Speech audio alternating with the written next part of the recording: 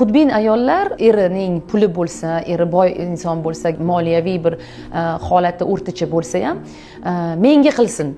Hamma narsasini menga qilsin deydi. Ya'ni uni opasi bo'lsa, uni singlisi bo'lsa, qayerdir onasiga nimadir olib kelsa, masalan, deylik onasiga tilla taqinchoq olib bersa yoki singlisiga mashina olib bersa yoki yana bir opasiga deylik o'sha kontrakt pulini to'lasa va hokazo qilsa, xudbin ayollarning ichi yonib ketadi, pojar bo'ladi. Shunchaki ichi kuyib ketadi. Nima uchun bularga qilyapti?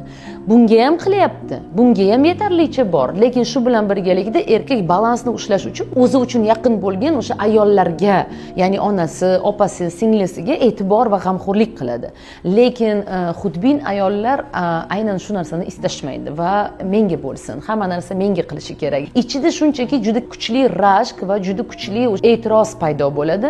Ya'ni nima uchun o'sha pulini bunga xarajat qilyapti? Hattoki akasining biznesiga yoki ukasining qaysidir o'sha uy olishiga yordam bersa, xudbin ayollarning ichi yonib ketadi. Mana shu xudbinlik qizlar.